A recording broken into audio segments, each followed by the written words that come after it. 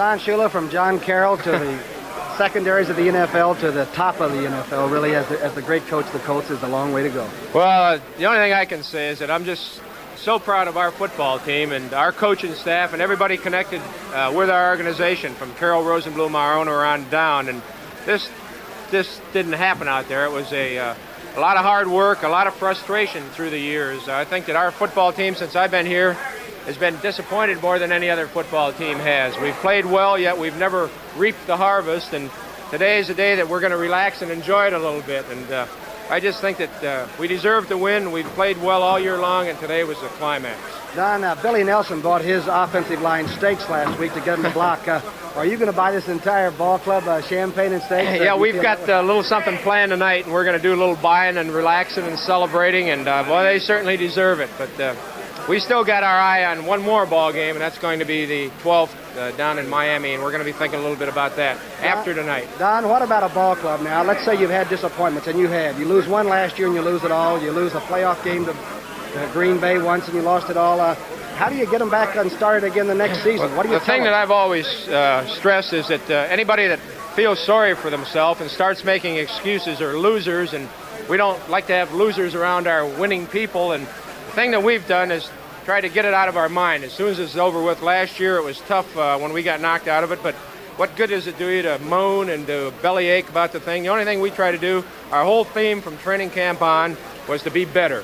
And we wanted to be better than we were last year, and as it's turned out, we are better. I remember last year at the Pro Bowl, I asked you what you needed, and you said just one more victory. That was right. all you wanted. Yeah, we didn't win enough last year. We won a little bit more this year, and that's why we're here right now. And I'm just, again, so proud of our football players. Don Shula, you didn't do any alibiing. When it was the bad times, you took them in stride, and you did bring this ball club on, and I think that might be the reason that the entire nation is so darn proud of you. Thank you, Tom. Thank you very much. Don Shula, the head coach of the Baltimore Colts, and a great one.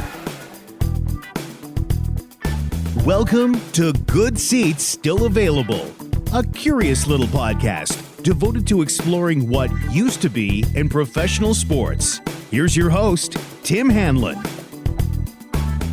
Well, hello there, everybody. How are you? Nice to see you again, or hear you again, or whatever, touch base and be in your earbuds again. And we appreciate you giving us a listen in the wild and wacky world of podcast choices that you have available to you. And you no doubt know by now that you have stumbled into the podcast that we call Good Seats Still Available. Again, our curious little journey each and every week into what used to be in professional sports. And the little clip you heard there at the top of our little show is from the 1968 NFL championship game.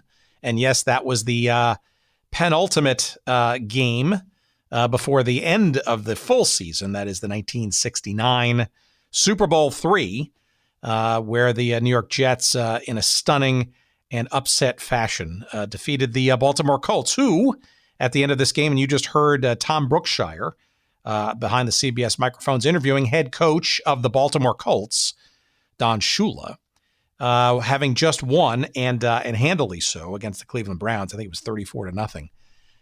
The NFL title game, and of course that game was the title game for the NFL, and of course the prelude to what ultimately became the Super Bowl championship that they later lost in, again, stunning fashion.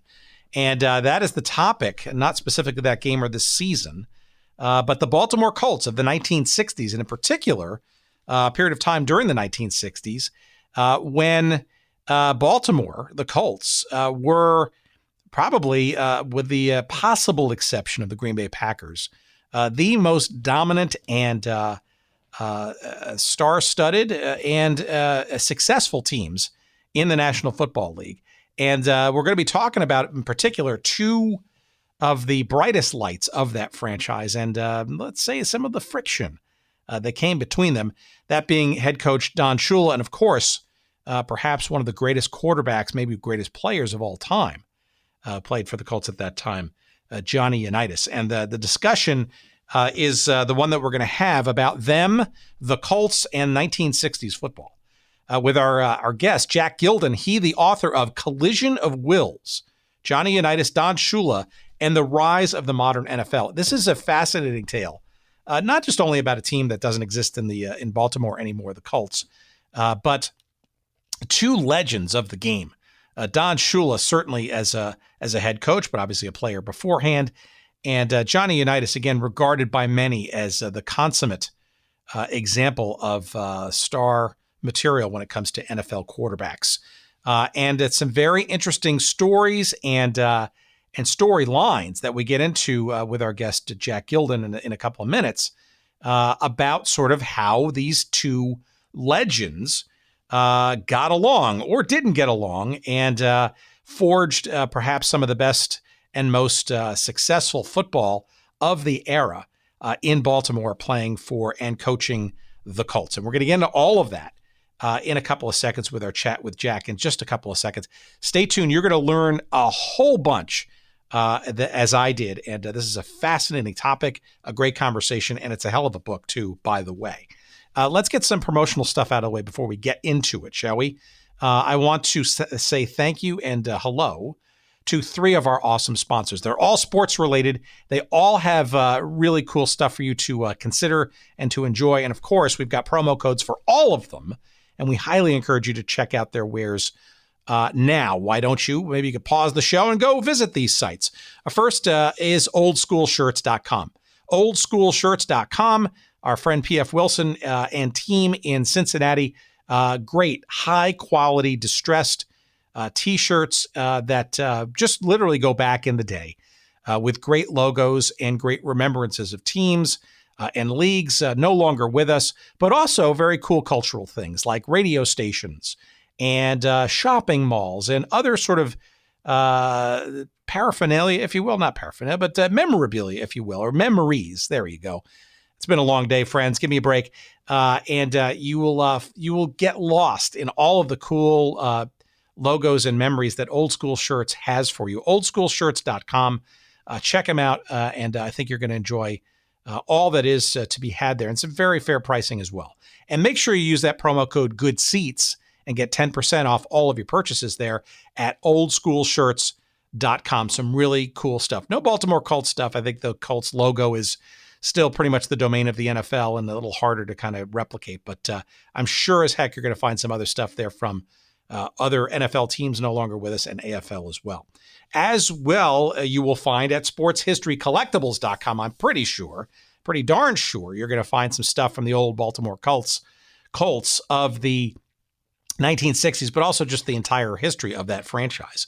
And sportshistorycollectibles.com, like the name implies, is the place to find all kinds of great memorabilia. There's the word I was trying to find for this one, where you're going to find buttons and T-shirts, not T-shirts, well, maybe some T-shirts, some clothing items, but pennants and buttons and media guides and various publications of yore about teams and leagues of yore. And they're all there for you at sportshistorycollectibles.com. Dean Mitchell and friends do a yeoman's-like job putting together really cool photography of these items. And they're just a marvel just to kind of click through and look at.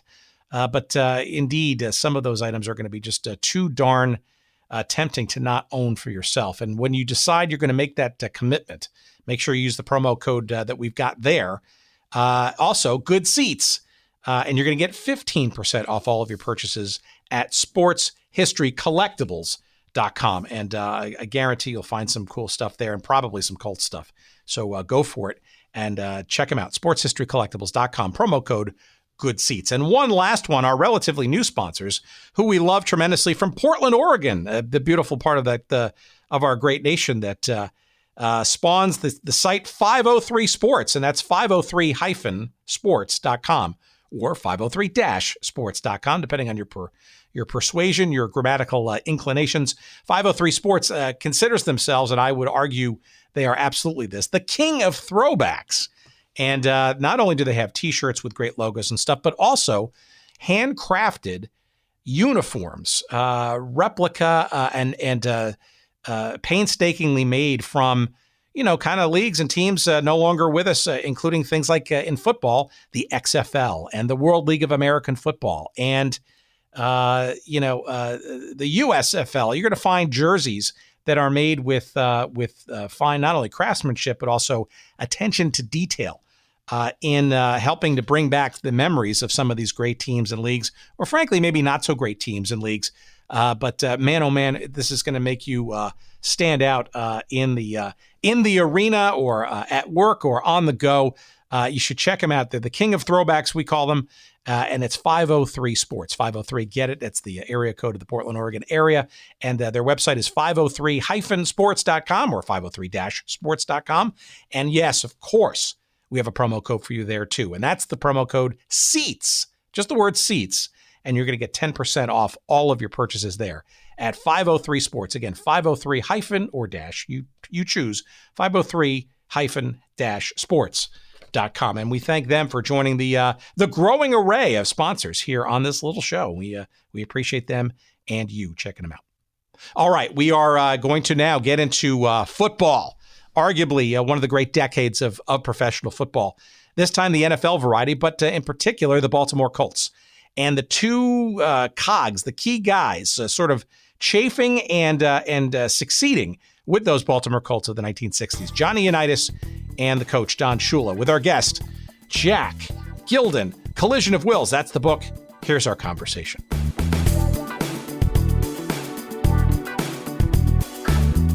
And the interest in the Colts of the 60s, and in particular the zone of such that we're going to get into. How does that come about? And your, shall we say, I guess, a determination to put it into what I think is a pretty strong, into not only a book, but a very strong historical context. Well, I just was fascinated by that time period, and I was fascinated by that time period in football history, both. In my mind, it's the best era of professional football that there ever was. It's so many really great Hall of Famers, top shelf Hall of Famers playing in the 60s against each other. Plus you had the additional component of the war between the two leagues. So the football was certainly more than compelling enough. The story of Unitas and Shula came to me when I was still a teenager, a high school student, and I went to a journalism conference put on by the Baltimore Colts for high school students. And there was a famous old newspaper man that was there. His name was John Stedman, and he was one of the presenters. And he happened to mention offhandedly that Unitas and Shula didn't like each other. And I thought, well, that's so interesting because you take these two compelling men, both could make the case for being the greatest of all time, the greatest player, the greatest quarterback, and the other man is definitely in the conversation of the greatest coach. I guess a lot of people feel like Vince Lombardi is, but Shula won more games than any other coach. He went to 7 championship games, more than Vince Lombardi. He won.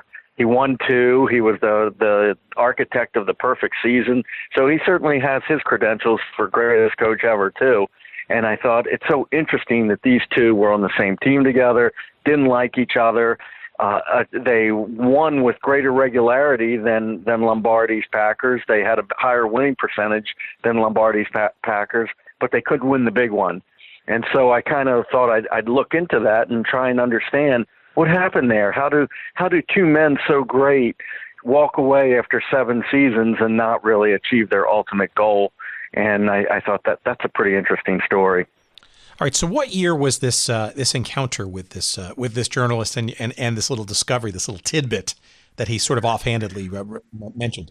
Oh, I guess if I was 15, that would have been around 1980, 1981, something like that. It was right at the very end of the Colts' reign in Baltimore. I would soon be in college, and the Colts would soon be in Indianapolis. So what then, before that sort of little magic spark of a moment, what did you think of, I guess, looking backward and maybe a little bit of knowledge, I guess, or maybe some fandom there about not only the Colts, but this. What was your perception of the relationship? That it was sort of this magical marriage of two, titans of the game, if you will. What was your original? What set you aback by that comment that they didn't get along with each other? Well, I guess that they were so well associated with each other, and they were both so so great, and their reputations were so gigantic in the league, and deservedly so. So it set me aback to think that they spent that much time together and didn't like each other. However, I was always a reader. I was also a football player. I was not a great athlete, and I was tiny, but I played 4 years of high school football, and I started off as a quarterback, and I began playing quarterback by reading everything I could about the greatest quarterback, the man that I considered to be that. So I read everything I could about Johnny Unitas, and I tried to understand what made him so great. So in doing all of that reading, I began to see the Colts of 1959, they quickly were no longer champions. Their coach, who was hailed as a genius over and over, was out of a job. And then Shula came in, and of course Shula was very famous at the time that I started playing football. He was still a king in the league, and he still had great teams. He was still a perennial Super Bowl contender, even though Zonka and Warfield and those guys had moved on. And I'm thinking to myself, well, what happens in that situation? First of all, how did the Colts of 58 and 59, that might have been the greatest team ever assembled, how did they slip from being so great to all of a sudden not being great anymore? What happens in a situation like that? So that intrigued me. And then I started looking into the next situation, and you looked at all of the great players, the layers of great players on those Colts teams, the great records they had, and I really was intrigued by the idea of, what happened there. How is it that they didn't get where they wanted to go? In Baltimore, the mythology is that they were merely a hard luck team, that they had terrible luck in the 60s, and that's what got them. In Baltimore, to this very day, to anybody who cares, to any real football fan, they talk about Super Bowl III like it was this horrible fluke and it wasn't possible. And you play them 10 times, 10 times, and the Colts would beat them 9 times, and and things like that. So I knew that there was like a hard crust of mythology on all of this that was obscuring the truth. So I decided I would go in and look for the facts myself and determine what the truth was. How did they lose their footing after the 50s, and what happened in the 60s that prevented them from winning the title?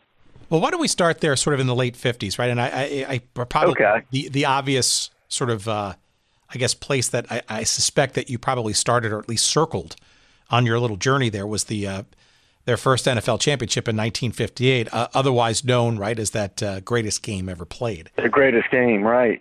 Well, I didn't want to circle it too much because it had been so overly covered by people who viewed it with their own 2 eyes and ears, and they knew it better than I did. Even David Halberstam was working on a book about that game when he died. Mark Bowden had recently written a great book about the 58 championship game. My own mentor, a great newspaper man here in Baltimore, a guy that I idolized named Michael Olesker, he had written a lot about the Colts of the 50s. So I tried not to obsess on them so much because everybody kind of knew their story through the eyes and ears. But instead, my focus on the 50s was what went wrong. How did they go from being that back-to-back champion, that crusher, to all of a sudden not having it anymore? How does that happen to a team is where I began. All right, so tell us then about that, right? So I guess you're talking about 1960, right? Because they won 1960, correct? 2 championships back to back, as you mentioned, 58 and 59. Maybe right. That's maybe where the story kind of picks up or starts, right? Yes, kind of. It actually starts much earlier in the early 50s when Unitas and Shula are teammates. But let's come back to that for a second. And let's talk about how they lost it as a team, because that's a very interesting story. And I've been interviewed by a lot of people, but nobody's really asked me about that yet. So it might be something nice for your listeners to hear, which was that what happened there was that the Colts almost really were almost destroyed by their own success in a way. So Unitas was so cinematic, so theatrical in that 58 championship ship game. He was outthinking everybody. And one particular man really took notice of it. And that man was so intrigued by what Unitas was doing that he wanted to get into the game of football too. And that was Lamar Hunt. He watched the game, I believe, in a hotel room somewhere, and he was really intrigued by what those guys were accomplishing. So he wanted to get into football. He tried to get an NFL franchise, and they wouldn't give him one. And so he started the AFL with some other investors that he got together. So in a very short span of time, he put that league together. So when that league came together, they had their own draft separate from the NFL draft in 1960. Was their first draft. And Weeb Ewbank at that time knew that the Colts were getting old in certain ways and they needed new component parts. And now this is either the 1960 draft or the 61. You're going to have to forgive me because I don't have the information in front of me. But in one of those two drafts, it was either the first AFL draft or the second. In 1960, Alan Amici, the Colts' great fullback, tore his Achilles tendon. And so the Colts' great running game, the Colts were definitely well on their way to a third championship in a row. They were crushing the league when Amici went down. But when he did, it exposed the Colts. And the defenses no longer had to worry about their running game anymore. So they were teeing off on Johnny Unitas, and they're getting lots and, a lot bigger jump on the pass rush, and they knew that the Colts had to rely on him to throw in order to win, and the Colts came limping out of that season. They barely survived it, and they didn't end up winning the division, and I think they lost their last 4 games in a row after a brutal game in Chicago. So then what happened is in the next draft, they were looking for new component parts. Amici retired because of that injury, and so they drafted Ron Mix, and he was a great tackle. And they drafted what's the name of that great running back in Dallas in the 1960s? Can you think of his name? He was the Cowboys' first great running back. Oh boy, now you got me. Yeah, it's jumped out of my head, but if we said his name, you would recognize it. All of your listeners would recognize it. But the Colts also drafted him late in the draft, like in the 7th round or something like that. So he went on to become like the 3rd leading rusher in NFL history. But because the Cowboys were coming into the league and fighting an AFL team in the Dallas market, the league gave them this great running back. I wish his name wasn't jumping out of my head at the moment. So the Colts lost that running back. Ron Mix signed with the Chargers instead of the Colts. And then I think the Colts' other next 3 draft picks, 3 or 4, all signed with AFL teams as well. And so the Colts were being stingy with the money because they were never in a situation before where they had to worry about it. And to them, they were arrogant. They believed that great players were their divine right and that they didn't need to sign these players. Well, most of these guys ended up as AFL All-Stars, and Mix ended up in the Hall of Fame, and the running back they needed went walking off to Dallas because the NFL gave it to that franchise and only compensated the Colts with another 7th-round pick or something like that. So a gigantic amount of talent went walking out the door in that very next draft, just as the Colts needed it the most. And so the Colts general manager, he was compensated with a bonus for turning a profit, and so he wasn't about to get in a bidding war with the AFL for the players. He could care less. So that played a big role in those guys leaving and going to the AFL instead of signing with the Colts, and that was the genesis of the Colts going downhill. At the exact same time, the Packers under Lombardi, they were owned by the city and not by an oligarch like the Colts owner, Carroll Rosenblum, and their mandate was to spend the money on the players. So the Packers, even though they were in the smallest market, weirdly had the most money to sign players. And they had a genius in their front office, a guy named Jack Vainisi, who had been picking great players for them for years, but they were going undeveloped. So bringing in both Lombardi to develop them and having the money to sign them when the wars set in with the AFL, the Packers ascended with talent, and the Colts started to lose talent, and that was how the big change in power, the big shift in power in the NFL happened. That's how it went from the Colts to the Packers. People think, oh, Vince Lombardi was a miracle worker. He was like Moses, you know, he parted the Red Sea. But it wasn't like that. There were tangible reasons why he ascended and why Ewbank fell back.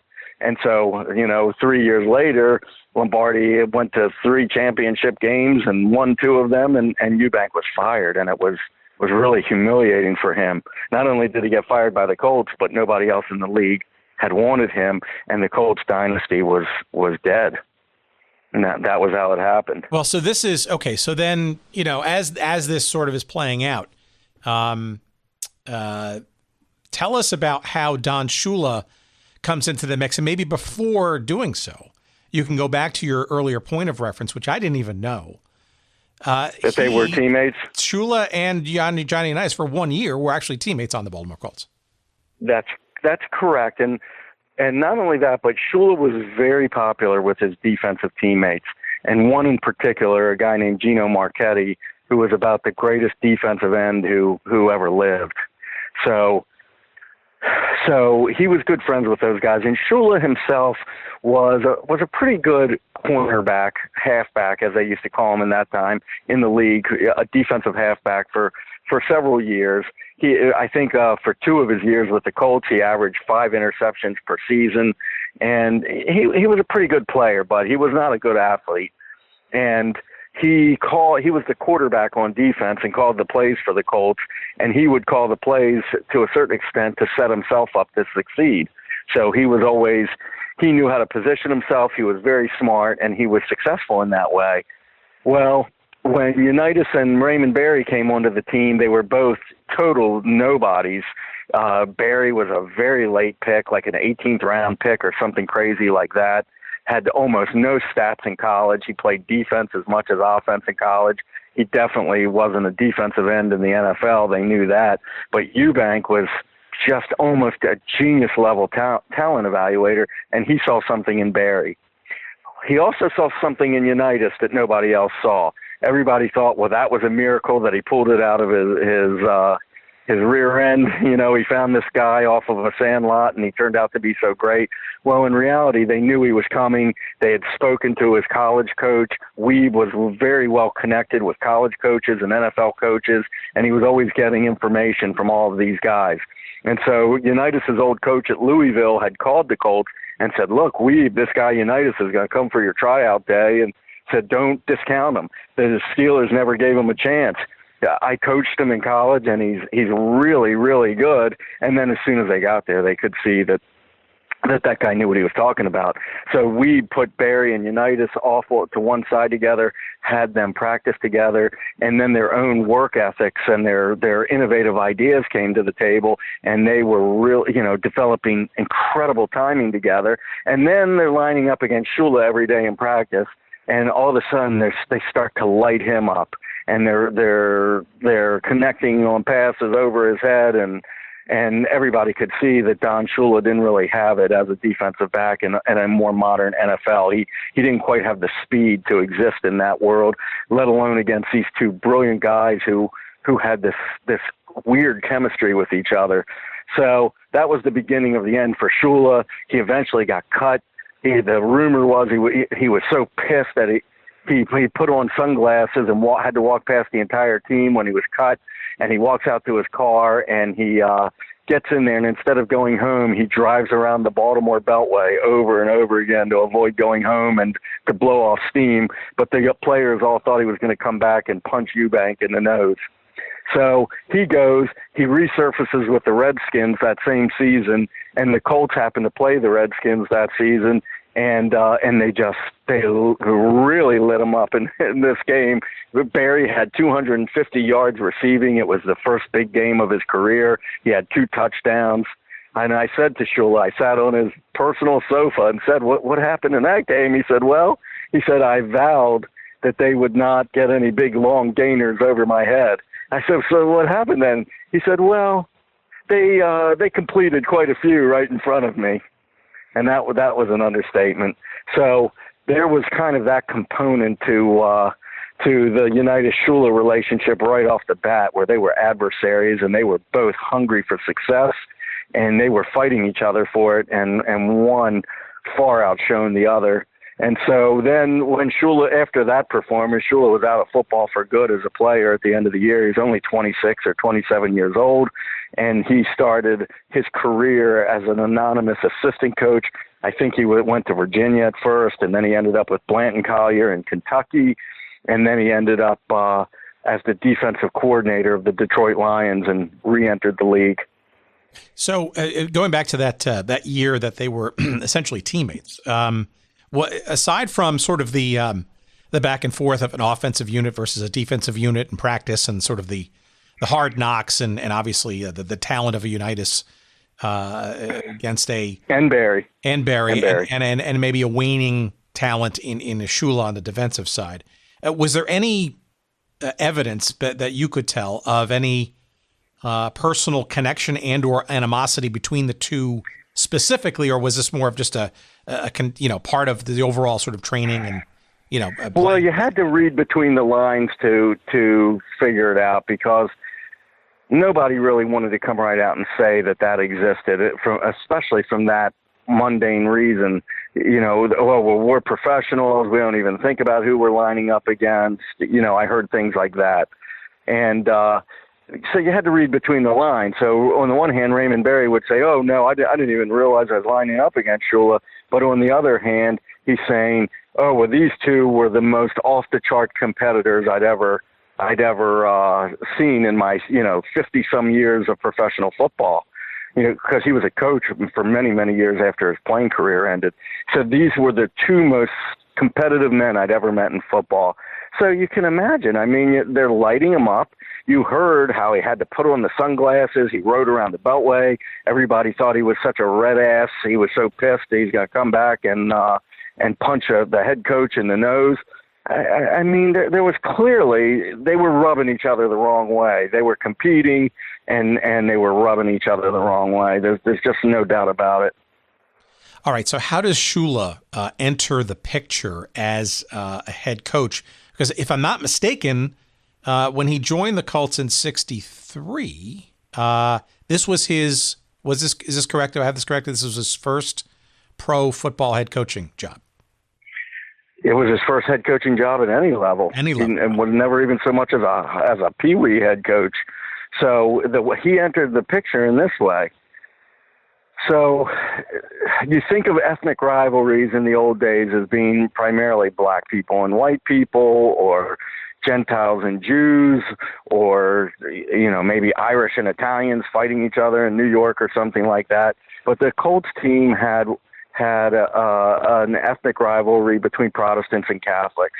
And Ewbank was Protestant, and Marchetti and the two other defensive players were also Catholic, and Ewbank felt that they had it in for him, and they were bad-mouthing him back to Rosenblum and lobbying to get him fired, and the guy they wanted to hire was another Roman Catholic, and that was Shula. So when they presented the idea of hiring Shula to Rosenblum responded, he said, "You mean that guy that was here that wasn't very good?" And that was how he had remembered Shula. So, but the reality is that Shula was really distinguishing himself as a defensive coordinator with the Lions. I think it's 1962, the Packers had one of the greatest seasons any team had ever had. They led the league in offense, led the league in defense, both with numbers that were historical. And they only lost one game all season, and that was to the Detroit Lions. So in the first game, they played each other twice a year because they're in the same division.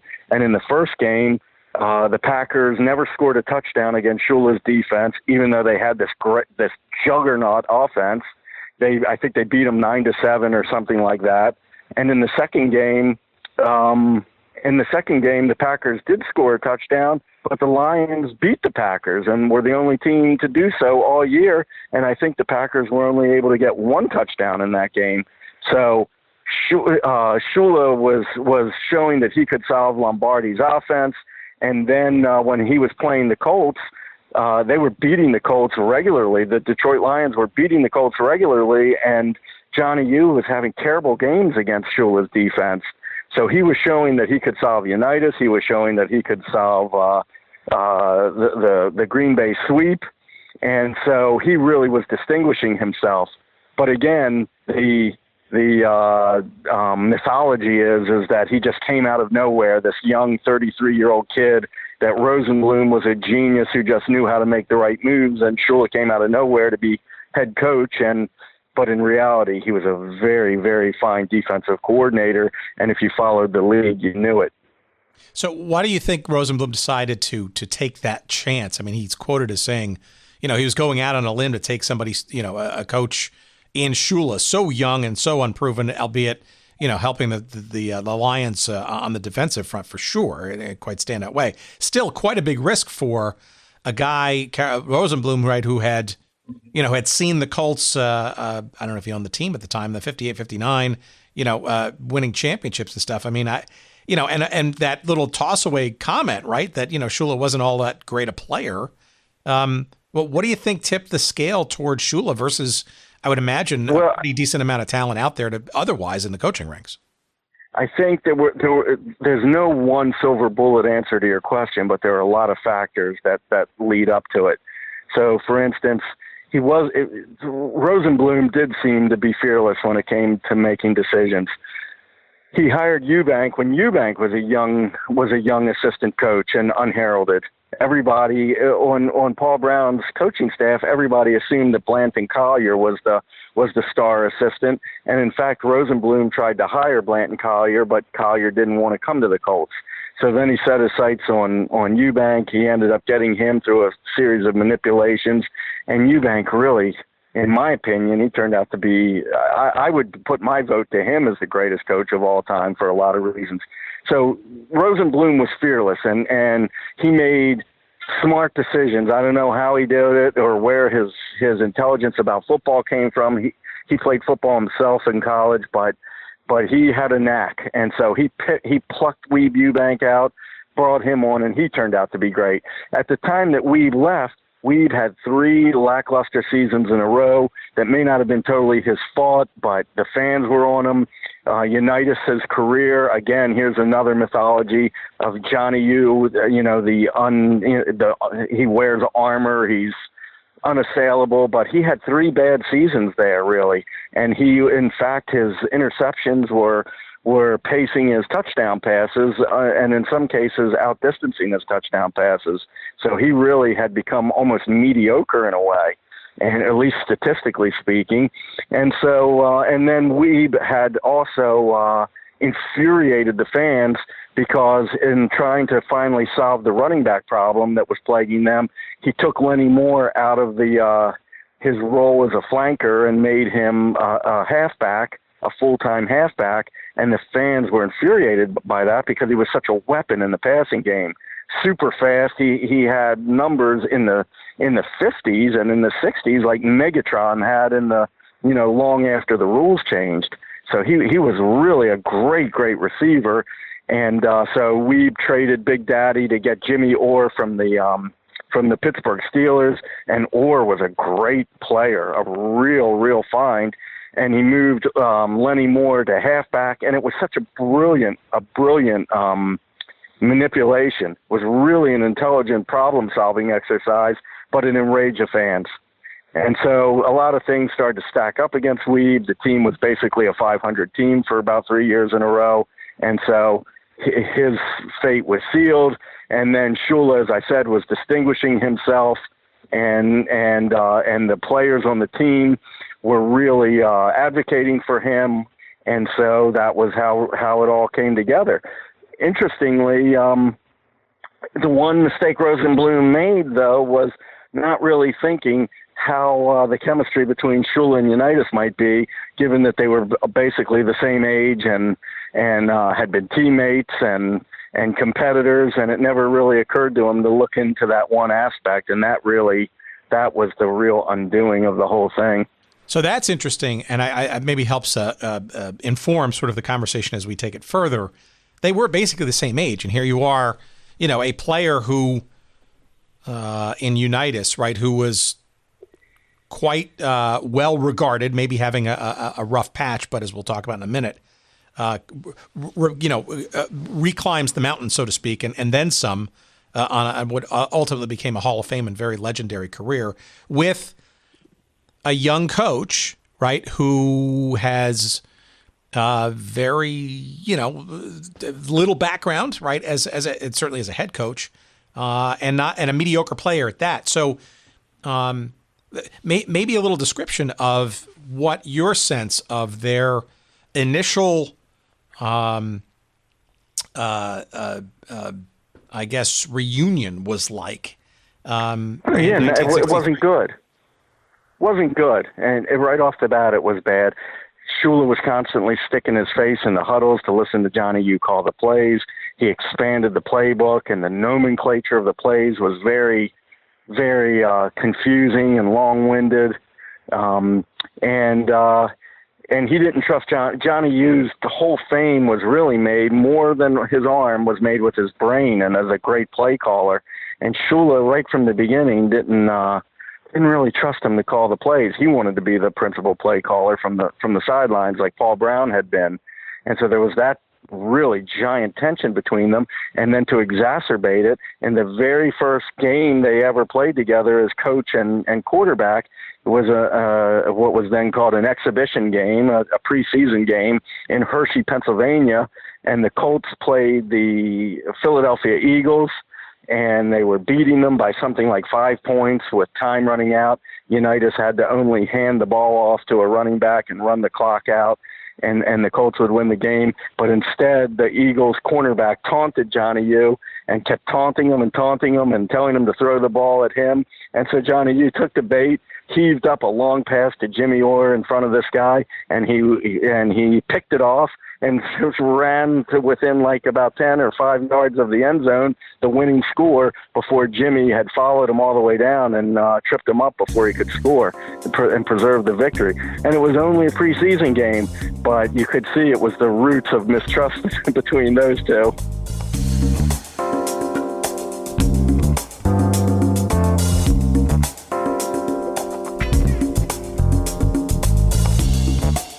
All right, we're going to take a quick little break here, and we got to pay some bills, and we want to thank our friends at MyBookie for helping us pay some of those bills. It's football season, friends, and as you know, football is probably the most exciting and most wagerable sports there is, whatever, you know what I'm talking about. And there's no better place to experience some of that wagering fun and good lines and payouts than MyBookie. MyBookie.ag, that's the actual website to go to. And we want to encourage you to give it a try, because if you use the promo code SEATS with your initial deposit, you're going to get matched dollar for dollar up to $1,000 for your initial deposit. That basically means $2,000 for the $1,000 that you put in, if you do the maximum, to use for your betting purposes, right? And you want to bet on any game, National Football League, it's college football, all kinds of other sports, both domestic and international. You can try your luck at betting with MyBookie, MyBookie.ag, and you're going to use that promo code SEATS, and you're going to get dollar for dollar matching for your initial deposit, all the way up to $1,000. And there's no lack of excitement now that sports gambling is effectively legalized here in the United States. It's going to be a very interesting experiment. And again, you can't, unfortunately, you're not going to be able to bet on any of the games and the teams and the leagues that we talk about on this little show. But let's assume that you don't always live in the past, and you do live in the present, and you've got an inkling, you've got a hunch, you just know that a certain team, hell, even fantasy points and scenarios are bettable at MyBookie. So give that a try. And again, if you're looking at a game you just think you just got an inside track on, MyBookie is the place to go at mybookie.ag. And make sure when you sign up, again, use that promo code SEATS, and they're going to match your initial deposit dollar for dollar up to $1,000. And we encourage you to give them a try and enjoy the extra dollars on us. And good luck as you make your way through the NFL and college football seasons We wish you the best. MyBookie, that's mybookie.ag, and we thank them for their support of our little show. And of course, we go back to our conversation right now.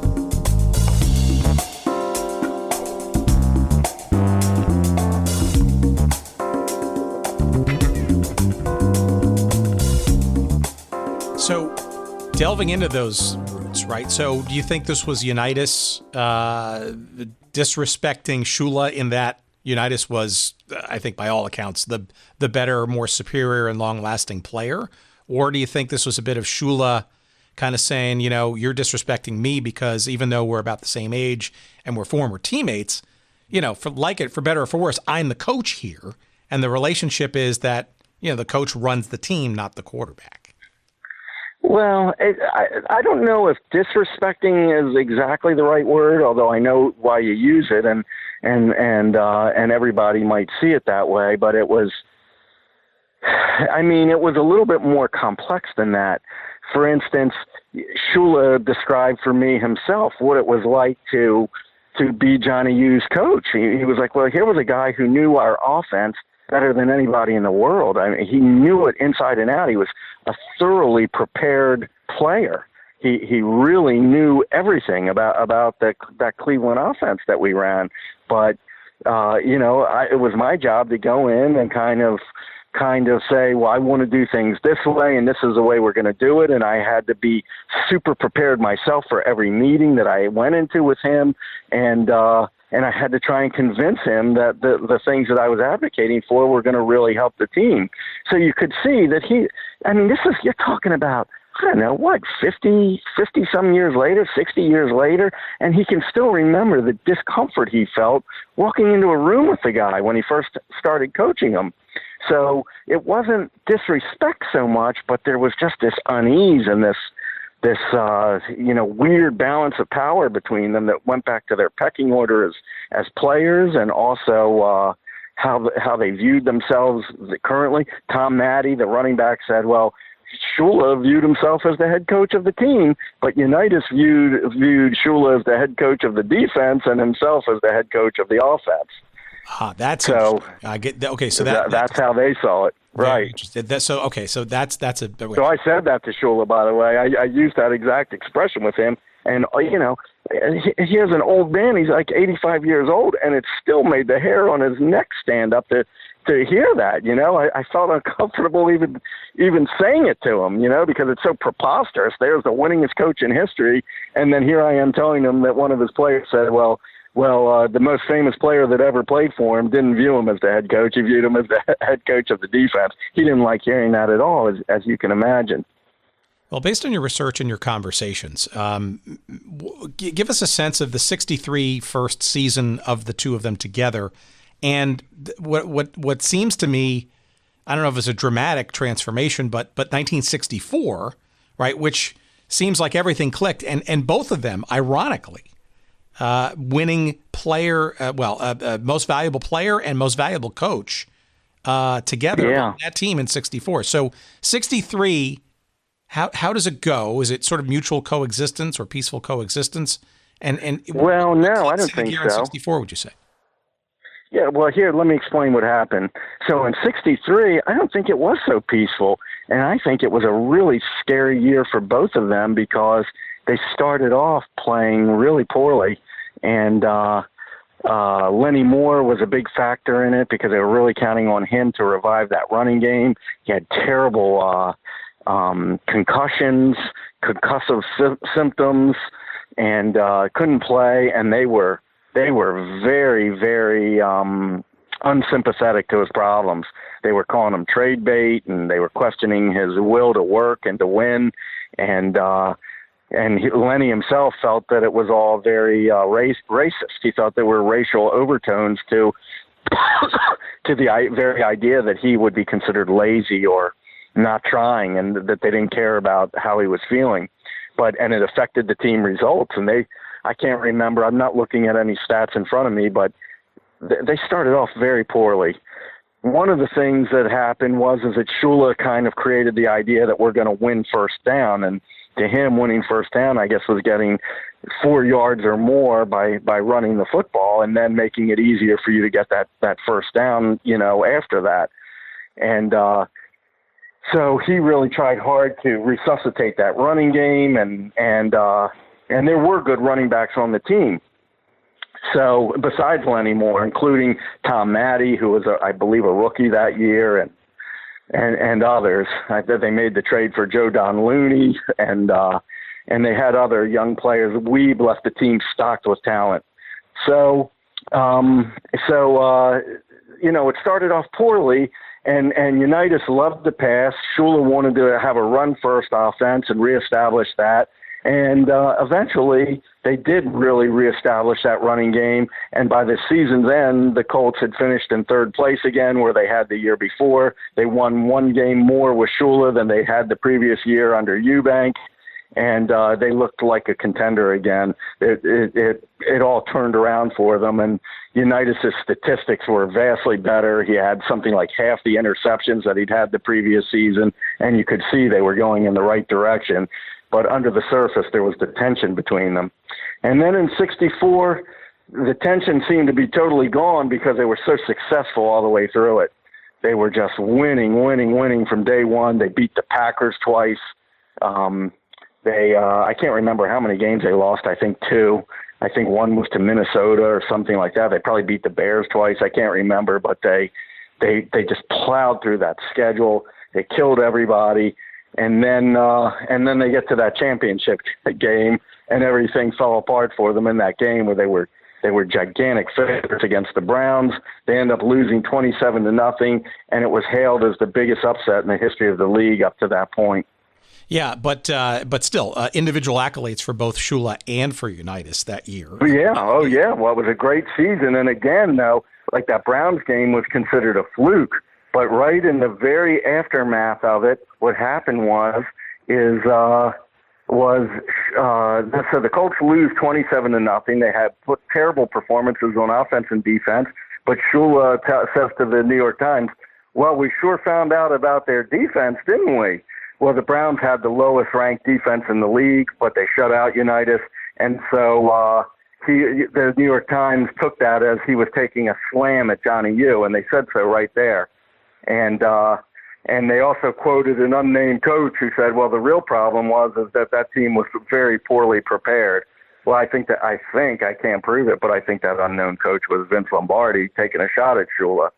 So all of these simmering tensions of these 2 seasons really came together there, and they kind of popped out after that embarrassing loss in that game. So the day-to-day, or sort of the mechanics, as we sort of segue sort of halfway through this process, 1965 in a second, you mentioned before sort of the one feels like he's sort of the owner and the overseer of the offense, and the other maybe perhaps defined or being considered as maybe the sort of the defensive genius. But how would you sort of describe over these years sort of the manner in which these two are working together? Because arguably on some levels, right, this is working now, certainly circa 64. There's no doubt it's working. No doubt about it. And 63 too.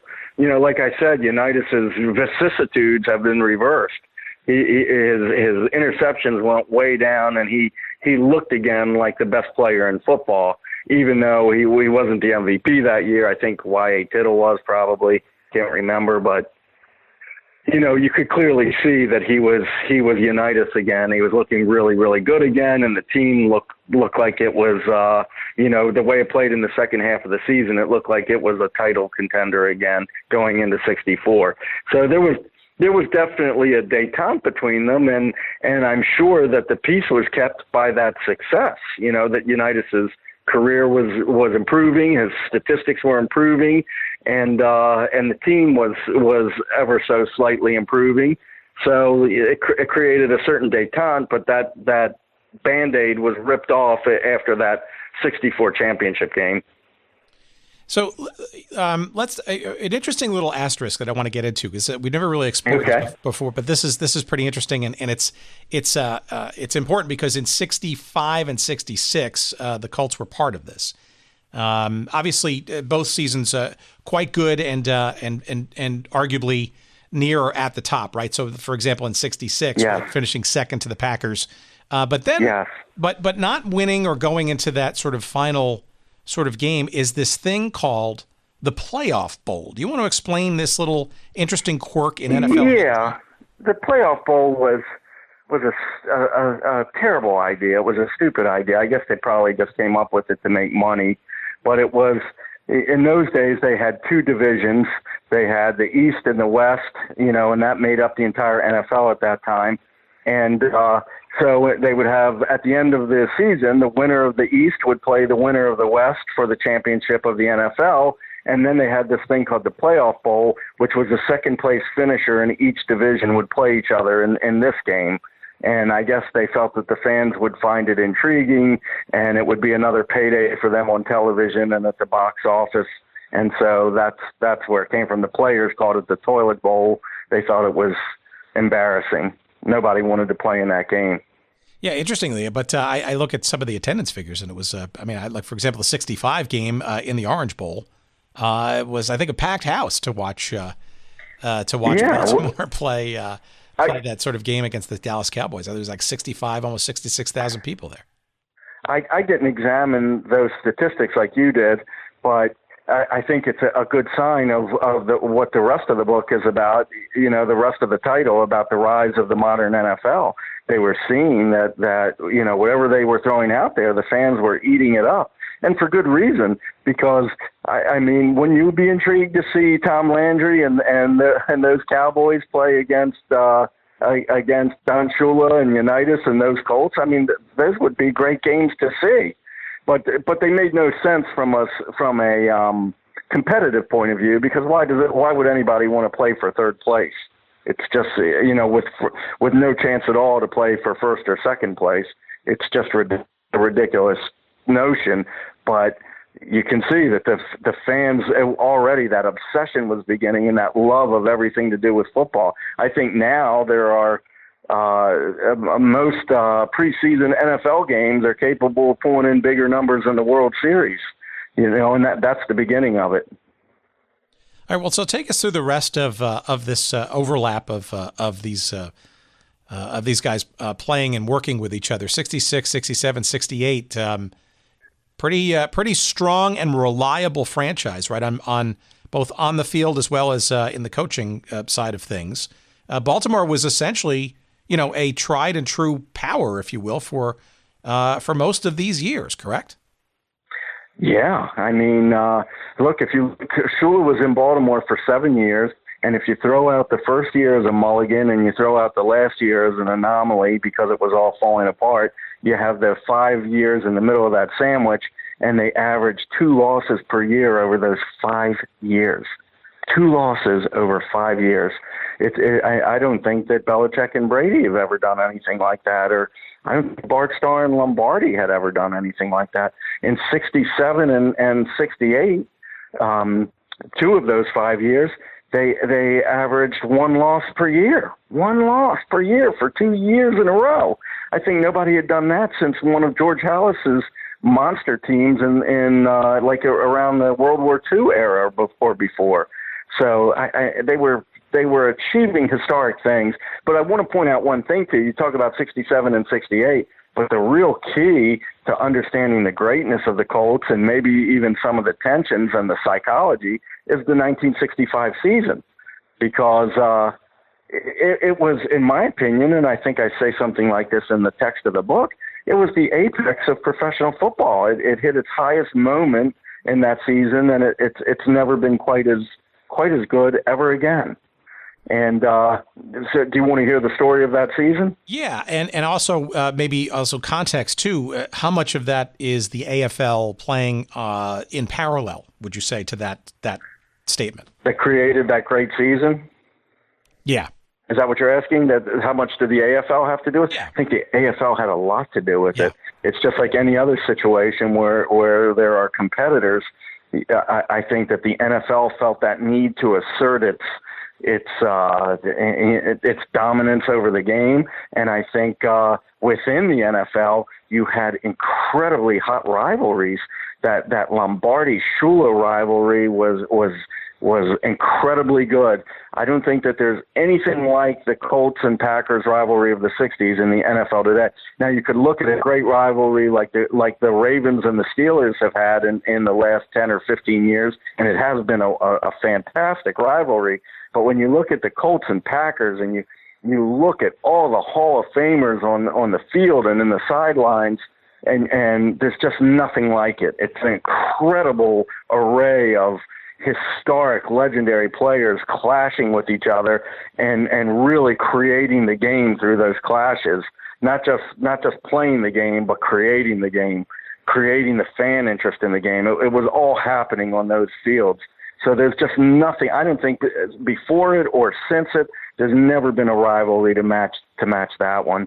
Well, and it probably came to an example, what's the word I'm looking for? The ultimate sort of expression, I guess, of that was this December 26, 1965. Don't call it a playoff game, right? It was essentially a tiebreaker for to decide who won the Western Conference in the NFL. The West, right? Yeah, it sure was. And in fact, they did call it a playoff game. And I guess that's where the expression the playoffs come from, because the idea was it was a one-game playoff.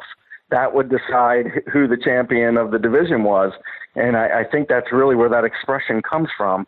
And so they played that one-game playoff, but it was an incredible series of events leading up to that game, and it riveted the nation. It really showed just how exciting and unpredictable professional football was. So basically, the Colts and the Packers were neck and neck the entire season, and then as they got late into the season, the Bears, who were just brutal to the Colts, and one of the Colts claimed they had bounties out on Johnny U every year.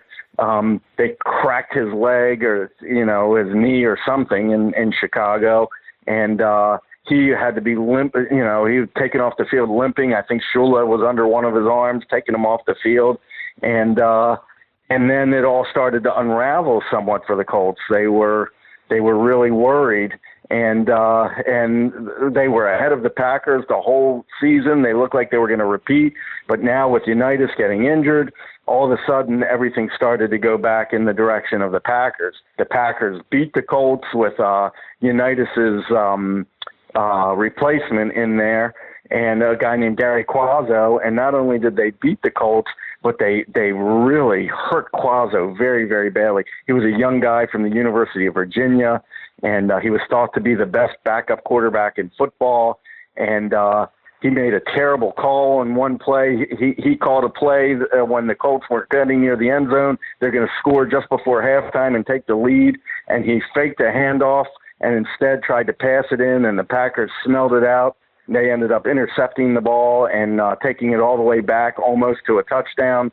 I think not Bart Starr, but the Packers ended up putting it in. Yeah, it was Bart Starr. Put it in the end zone very quickly from there. And so the Colts went from having a lead to being, way behind in the span of a couple of seconds. So then after that, the Packers had a little bit of a lead on them. They injured Quazzo in that game and took his shoulder out, and it was too late for the Colts to get a backup who could play in the postseason. So they started training Tom Matty, the backup halfback, to be the quarterback, and they had to go with him. And he's basically running the ball from the quarterback position and handing it off and barely throwing it, and they're winning. And they won well enough to tie the Packers. The Packers improbably lost, and they ended up in that tie situation, and they have this one-game playoff. And that was really just riveting to the country. These two unbelievable teams, this improbable situation, and they end up going for this one-game playoff with Unitas on the bench and a halfback that no one knew, assuming his position. So in that game, the Colts basically beat the Packers, and the Packers went down to get to try a tying field goal. They had a very good field goal kicker named Don Chandler. He missed it. You can see it on the tape on the film to this day. It exists on YouTube. And for whatever reason, the official called it good. That tied the game, and then in overtime, he kicked another one to win the game. So really, the Colts beat Lombardi's Packers in the heart of their reign, the greatest franchise ever, supposedly, the greatest team ever, the greatest coach ever, and they beat him with a running back at quarterback. Or so it seemed. The Colts felt cheated. So Shula showed what a brilliant, brilliant coach he was. He almost pulled this impossible dream off, and he didn't even need Unitas to do it. And so to me, it was the summit of professional football. That was where it hit its highest point. Yeah, that playoff game, it was interesting for a whole bunch of reasons. I mean, not only did you have Tom Matty, basically, I think he was a third stringer, right, at this point, as quarterback for the Colts. Well, no, he wasn't a third. He was a no stringer. He had not played quarterback for them at all. He was a running back. But you even had on the side of the Packers, Bart Starr was injured as well, right? And Zeke Brakowski. In the first play of the game, he got injured. Yeah. Right. So I mean, talk about, and it's my understanding too that field goal, that controversial field goal that many claim was not a field goal. A couple of different things for that. One. The referee or the official running the game at that point is a guy named Jim Tunney, who most fans of the 70s NFL will recognize as probably the quintessential, the dean of referees, if you will. I think he was kind of the first. That's exactly right. Whose name I ever knew, when to the point of like knowing actual referee names, right? To the casual fan, lots of people knew Jim Tunney was. But then also too, it's my understanding too that decision or controversy even led to a change ultimately in the goalposts setup in the NFL. Yeah, well, the goalposts were weirdly not uniform in those days. They were rickety. They looked like sticks that were thrown together. They were at the front of the end zone, and they were very short. So the next year, they made them more uniform. They started to look like the goalposts that we know today, and the goalposts were higher in the air, and they called them the Baltimore extensions because it was short for Baltimore got screwed, so we extended them. I did not know that. There you go. See, I always learn something on these little I always learn something. It's pretty amazing. Well, I made up the part about Baltimore got screwed, but they did call them the Baltimore extensions. So after, and arguably that could be looked upon as a successful, unsuccessful season, right? They go on win with the playoff bowl. Yes. So this is not a team that's floundering by any stretch of the imagination. No, not by a long shot. I think they lost 3 games all season that year. I think two of them were 3 regular season games. 2 of them were to the Packers, and then they lost that playoff game to the Packers. So they were a dominating team, and they could barely move the ball in that playoff game. So after the game, Shula said, well, it really killed us to not have Unitas in there. But in reality, he showed everybody that he might not really even need Johnny Unitas at all. It was an unbelievable moment of triumph for Shula. There's no doubt about that. All right, well, let's get into the latter years of this tandem here because some drama to come, right? Because 1967. Explain this to me because this is an interesting and amazing anomaly from what I can tell, right? You have a team that finishes 11-1 and 2 ties, right? What is the winning percentage of that? 9-17 or so, and they don't make the playoffs. How does that happen? Yeah. Well, not only did they not make the playoffs, but they finished the season with the best record in football in either the NFL or the AFL, and they didn't make the playoffs. They went into the last game of the entire season still undefeated and didn't make the playoffs. So what happened is that they had weird tie-breaking rules in that era. The Colts had tied the Los Angeles Rams in Baltimore earlier in the season, and George Allen, who was the coach at that time, it's weird how it was almost like he had ESP or something. He says, well, this was actually a great game for us, and this tie was great for us because if we're still tied with the Colts in the last game of the season, whatever happens in that game, it will determine the champion of the division. Well, he had it all figured out in his head. He was exactly right. And as it turned out, the Colts and the Rams were tied.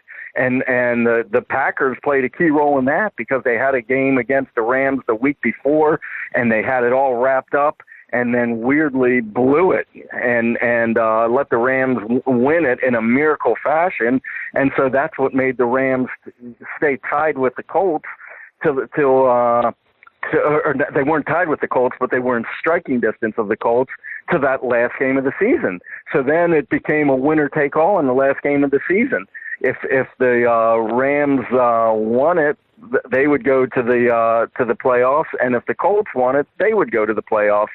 So even though the Colts were undefeated going into that game, they had to win it just to make the postseason. They were 11-0-2, or is that right? Yeah, 11-0-2, and then they lost the game, and they ended up the season 11-1-2 and didn't make the postseason. It's incredible. So this also goes into sort of the artificiality of the divisions and the conferences, if you will. Obviously, much more complex today, but I mean, to the point of the NFL even calling it the Western Conference, right? When last I checked, Baltimore was on the East Coast, and literally on the coast of the Atlantic Ocean, right? So there's a curiosity sort of there looking backward, but then also this idea of arguably the two best record teams, in this, I guess, renamed Coastal Conference at that point. Well, let me explain the Coastal Conference to you for a second. So what happened was, because the NFL was adding franchises in the 60s in order to keep a pace with the AFL and to strategically oppose them, so they were adding franchises, and so they decided that the NFL would be broken up into two conferences, an Eastern Conference and a Western Conference, and within those two conferences, there would be divisions. And so they came up with names like the Coastal and the Century, and there were two other names for these divisions. I forgot what the other two names were offhand. So then the playoffs were extended. It was no longer, an East and a West meeting each other in the championship game. It was a round of playoffs before that, so that the champion of the East or the West could be determined from that playoff game. Then those two would play each other and in the NFL championship game, and then they would go on to the Super Bowl. So it all became very complex. And in 1967, not only did the Colts finish the season with only one loss, and they went into the last game of the season undefeated, but they beat both Dallas and Green Bay in the regular season. And so then Dallas and Green Bay went on to play for the NFL championship in that famous Ice Bowl game, but the Colts had beat them both in the regular season and didn't even make the playoffs. Yeah, and Shula wins Coach of the Year his second time, and Unitas wins the MVP. This is the height of irony there, right? Yeah, they won it all. They won everything but the championship. So how does that go down in Baltimore, both the fan base as well as with the players and the coaches? And I mean, was Rosenblum just like apoplectic about all of this? I can't imagine this went down well. No, I think just the opposite. I think that they were very, again, like going back to the kind of the mythology that got built up around all this, they were unlucky, In reality, Unitas went into that game against the Rams in 67 with a winner-take-all, and he laid an egg there. He had a terrible game, but everybody wanted to believe that the Colts were victims of bad luck only. And that was the only thing that kept them out, that these bizarre things kept happening to them, but they weren't really looking at what was happening on the field. They had to beat the Rams in the last game of the season. They knew it. The Rams knew it. Everybody in America knew it. It was super exciting, and they laid an egg, and they didn't win, and Unitas played poorly. So but instead of it being where Rosenblum was apoplectic, they didn't look at it that way. They looked at it like, well, eventually we're going to win this thing. We're going to get them next year. So what happened the next year? They went through the entire schedule and lost only one game again. Same deal. No ties this time, but Unitas was injured in the preseason, in a preseason game against the Cowboys. He could literally hear something pop in his arm. He could hear it, not feel it, hear it. And and he was really out. Shula had known somewhere in the back of his mind something was wrong with Unitas before it happened, and he went out and got Earl Morrall from the New York Giants for nothing. The Giants were gonna cut him anyway, and Shula ended up getting him for literally nothing, and brought him in, and he won 13 games and beat every team that had cut him over the years, and beat all the Colts, and beat the Packers again, beat the Rams, beat all the Colts' old enemies, and won the MVP also. So the Unitas was MVP in '67, and Earl Morrall was MVP in '68, and they went zooming into the Super Bowl feeling like kings. So, at what point during the '68 season does Unitas get back to what he might feel to be an ability to play again, or is he? I mean, that's a good question, but because I think he was living in denial about that one, and so were the fans, and everybody seemed to harbor this messianic belief that Unitas was gonna be miraculously cured and come in and save them, but they didn't need a Messiah and they didn't need to be saved. Everything was going great for them, but they obsessed about how he was feeling and whether he was ready. He still was the center of attention. Now, when did he feel like he was ready to play again? He played in their only loss of the year against Cleveland. He was horrible. I think he threw 3 interceptions or something. I think he had more interceptions than completions. He only had something like 11 attempts, 3 interceptions, and I think maybe one completion or something atrocious like that. And he couldn't play. I went and spoke to an orthopedic surgeon about what he was experiencing then, and he said, well, he likely had a Tommy John style injury. And he said, but in those days they didn't have the equipment to be able to look in there and see what was exactly happening, that Tommy John surgery hadn't been invented yet, and if it had been, he would have gotten it and he would have been out for sure for at least one year. He said it's rare for a quarterback to get a Tommy John injury. It's more associated with a baseball pitcher, but that's exactly what he had. And a Tommy John injury is this point in the elbow where all the muscle and the nerves kind of come to a single point, and it seemed to have been damaged for some time and then popped out of there. And so it was all just kind of flapping around. It was no longer attached to anything. So he really couldn't play. He didn't look good when he did play. And then, of course, as we know, he came in and played in the Super Bowl at the beginning of the fourth quarter, and he didn't play. Everybody's like, well, he got a touchdown. He took the team to a touchdown. They should have brought Johnny U in sooner. But he didn't look like a good player in Super Bowl III. He didn't have the arm strength. Was he chafing, or were other people chafing on his behalf to somehow get him back to play during the regular season and or the playoffs? Was everybody basically more for the Super Bowl than anything else? I think that's where Shula apparently told a newspaper man, or a writer rather, not a newspaper man necessarily, but another writer, that Unitas had come to him before the Super Bowl and demanded to play, that he wanted to play in the Super Bowl, and he felt that his past accomplishments warranted it, and that he deserved it based on that. And Shula said to him, well, Earl deserves it. He was the MVP this year, and we're going to go with him. And that was, I think that was one of the big, final breaking points in their relationship. But then, in the game itself, Earl played really abysmally. It was sad. He had such a good season, and he was such a decent man. He played terribly in the first half of the Super Bowl. They came back to him to start the second half. He couldn't do anything with the team. And so then Shula decided to bring Unitas in, which really the only thing that did was kind of bring second guessing onto Shula's head for the rest of his life. Because no matter how great Shula was and everything he accomplished, that was the one, smelly stain that he couldn't scrub out of his career, was that decision to leave Unitas on the bench supposedly too long. But the one person who debunked that for me was Joe Namath. He said, yeah, sure, he got a touchdown, but I mean, it's very late in the game, and do you think we're playing slightly different defense, knowing that we had a 2-score lead, and and or actually it was a 3 scores, or 3 scores the Colts would have needed. So don't you think we're playing different defense? Yeah, we're letting him do what he wants and let the clock tick.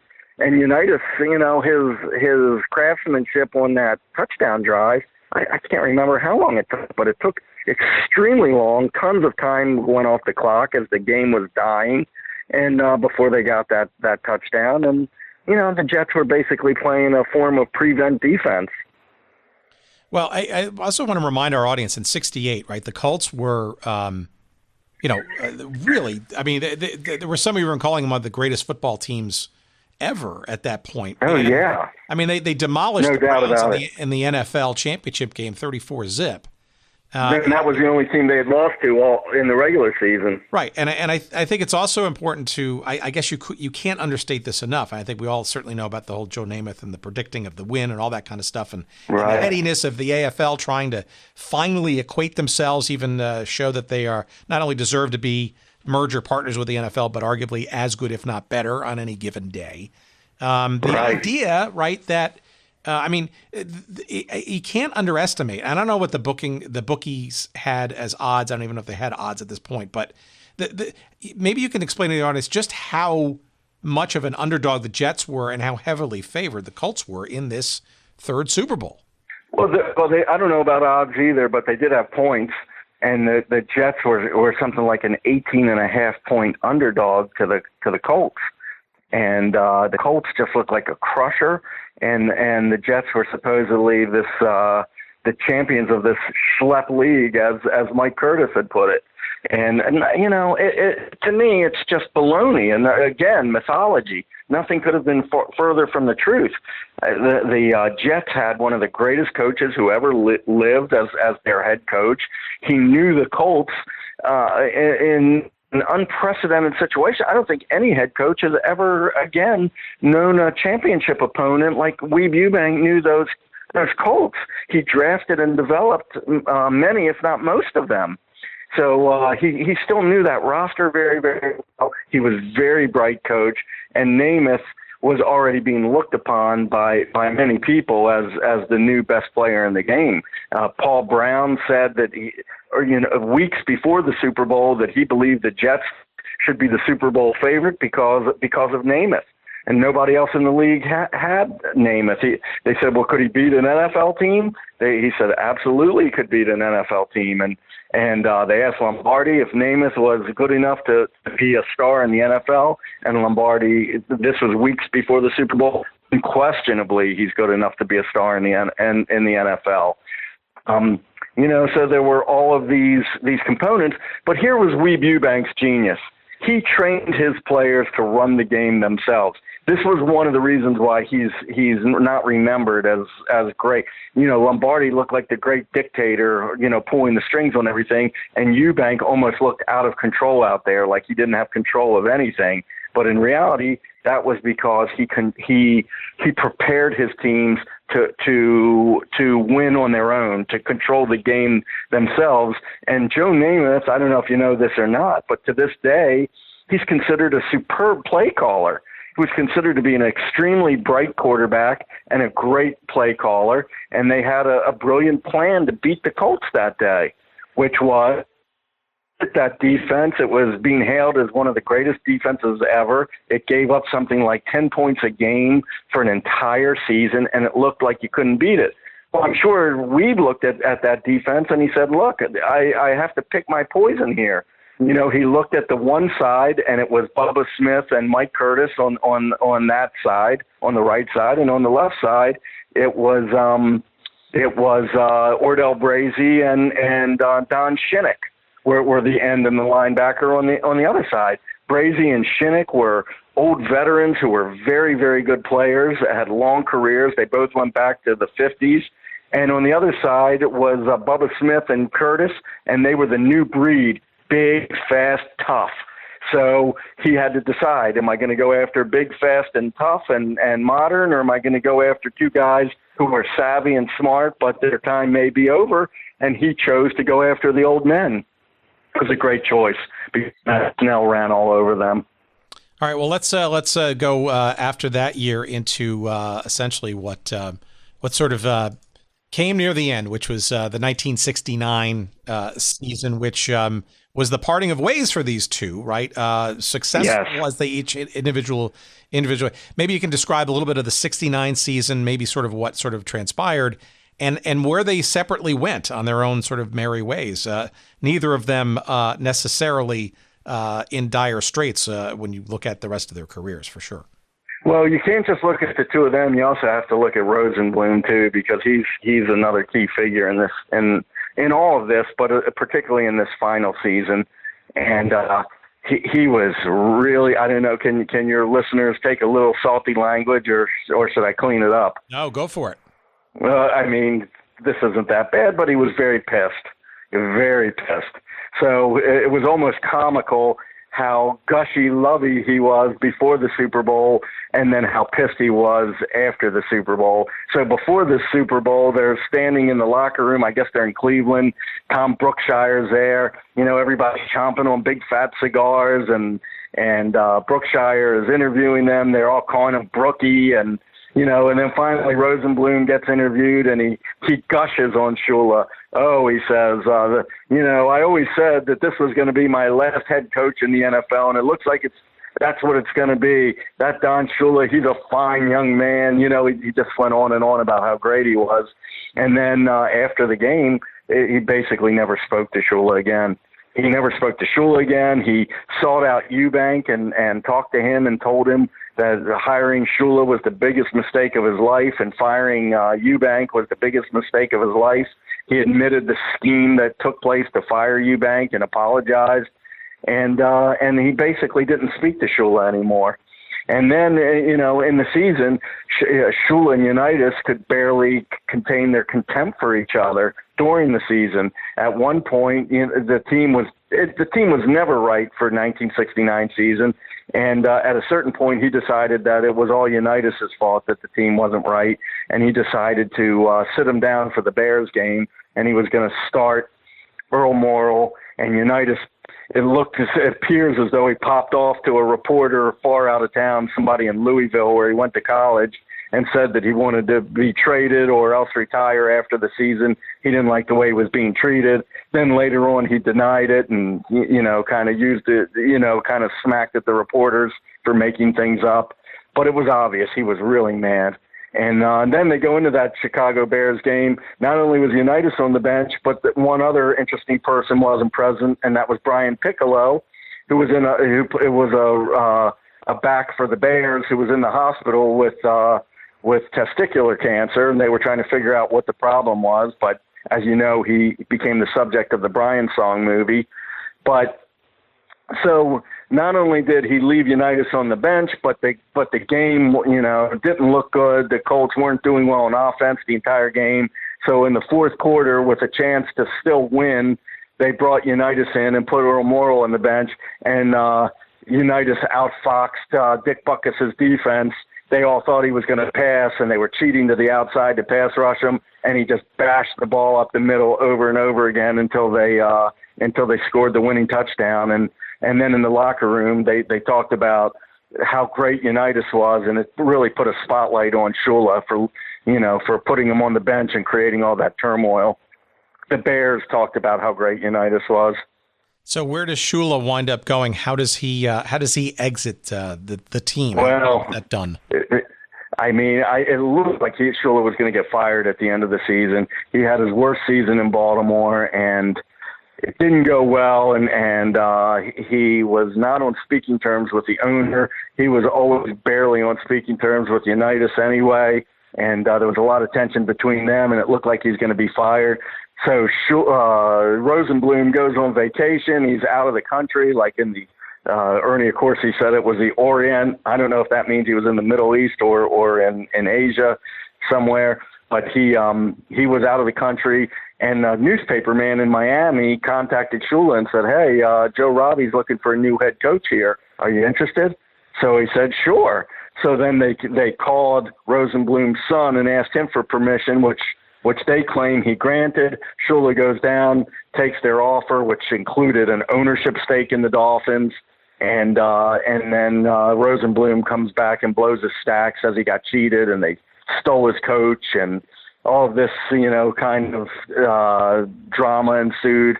But it was unbelievable what Shula pulled off here. So he's on the verge of being fired in Baltimore, and instead he walked away with about the greatest deal any coach ever got, very similar to the one Lombardi got from the Redskins the year before, including the ownership stake, which was really key. Well, it's also interesting, too, because in the immediate aftermath of them parting ways, Unitas sticks around. He's there for a couple more years. And lo and behold, what happens with the Baltimore Colts the very next season? The very next season, they win the Super Bowl. And then the very next season after that, the Dolphins start a string of 3 straight Super Bowls, including 2 that they win. And they defeat the Colts in the AFC Championship game for the first of those Super Bowl trips. So as soon as those 2 part company, they both win titles. I asked every player if that was, I was like, did you realize this? They all professed to not even really have thought about it, and they all said that it was just a coincidence.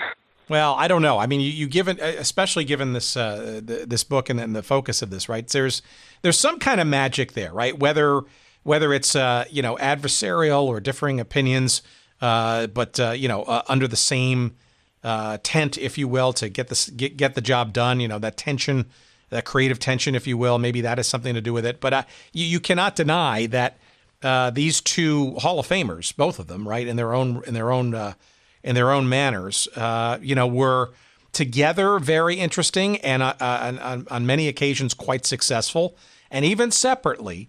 And I think it speaks to just how giant both of them were or are, still both with us, thank goodness, in their contributions to the sport. And it's a pretty interesting a journey when you sort of describe the times that they were sort of together and perhaps headbutting, yes, but with some very interesting success together and certainly after the fact as well. Tim, I couldn't agree with you more. I mean, you really hit the nail on the head. I mean, I think everything you just said is exactly true. It's so interesting that they could push each other to such high heights, but there was some sort of a ceiling on it too, and they couldn't quite get to where they wanted to go.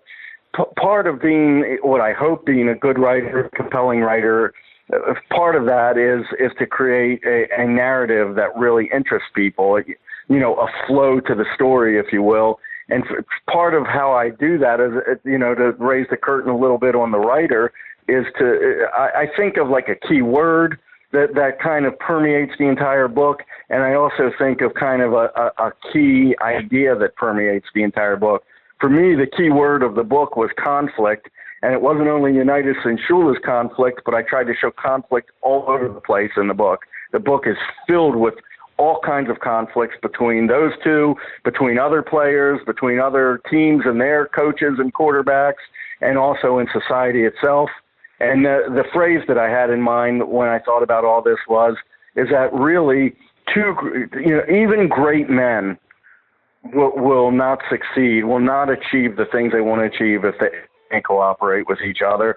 And on the other hand, I think there's nothing that men cannot accomplish and women cannot accomplish if they figure out how to work together. If they can't work together, they can't do it. And if they can work together, they can do incredible things together, like Bart Starr and Lombardi did.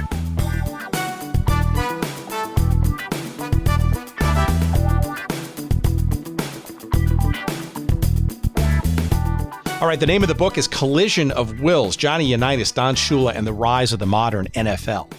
It is available wherever fine books are found, and it is published by our friends at the University of Nebraska Press, and it's a great book. It's well put together. It's exceedingly well researched. There's some great photography in there. The dust jacket is delightful. All of those good things await you when you make that purchase. Like I said, wherever books are found, wherever you find great sports books. And of course, if you're looking for a place to purchase it and maybe give a little love to the show and at the same time, well, by all means, just flip on over to goodseatsstillavailable.com, our website, and just search up this episode. I think it's number 84, our interview with Jack Gilden, and just click on the link there. There'll be a picture of the book, and there's a link to the, there's a text link to the book, whatever. That's going to take you to Amazon. You just click on through there. Maybe you get a little discount coupon in there, and we'll get a shekel or two of love for your doing so. And we appreciate that. And of course, any of the books or other forms of media or items that we mention here or think are related to the things we talk about, the topics on the show, you'll find a whole treasure trove of those on our website as well. So by all means, click early, click often, and make a couple of purchases. And we appreciate that. It's probably the least you can do for your pal Tim and help you keep this show going. We appreciate that. GoodSeatsStillAvailable.com. Not only will you find all the old episodes of this little showgram, but you will also find all of our social media links. On Twitter, you'll find us at Good Seats Still. On Instagram, you'll find us at Good Seats Still Available. You will find a Facebook page devoted to us. You can click to all those things from our website. You can also send some email to us. And if you want to send that directly without going to our site, fine, be that way. Just send that to hello@goodseatsstillavailable.com. Let's see, what else can you do on the site? You can sign up for our newsletter. We send out to various hundreds now, almost thousands right now, thousands of folks who have signed up to get our little alerts to let them know what content is out there this week and how else they can interact with the show. You can do that there too. Let's see. Well, I can't promote more than that, I guess, right? But again, goodseatsstillavailable.com. We appreciate you checking that out, and that's the absolute best way to keep on top of what's going on in the show. And last but not least, we of course need to thank our friend Jerry Payne, don't we? Of course we do. Jerry Payne, who just stays up late week after week, burning the midnight oil to put our little pieces together. And he, the chief cook and bottle washer for this show, editorially, production-wise, and of course his pals at Podfly Productions are worth your time as well. If you're looking to get into podcasting or just need some editorial or production assistance, you can do no better than to check out Podfly Productions, and of course you can find them at, say it with me, podfly.net. All right, I am done for this week. Thank you so much for listening. Until next week, God bless you, and we'll talk to you again with another great episode, we hope. And again, thank you for listening. Bye, guys.